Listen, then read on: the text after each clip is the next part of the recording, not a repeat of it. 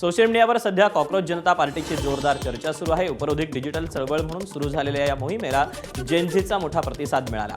इंस्टाग्रामवर या पेजचे तब्बल 1,08,00,000हून अधिक फॉलोअर्स झाले।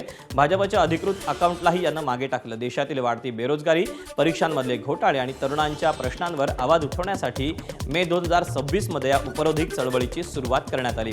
15 मे 2026 रोजी सर्वोच्च न्यायालयातील एका सुनावणी दरम्यान सरन्यायाधीश सूर्यकांत यांनी बनावट पदव्या घेणाऱ्या आणि चुकीच्या मार्गाने यंत्रणेत शिरणाऱ्या काही व्यक्तींबद्दल बोलताना त्यांना कॉक्रोच अर्थात झुरळ अशी उपाधी दिली होती, तसा शब्दप्रयोग केला होता।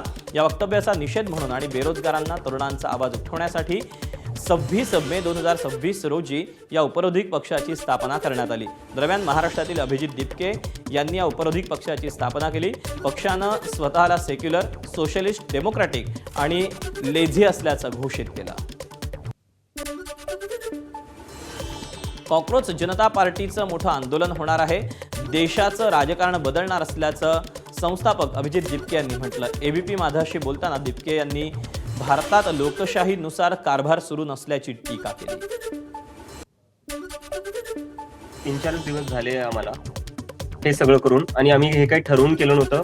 दिस इज अन ॲक्सिडेंटल पार्टी।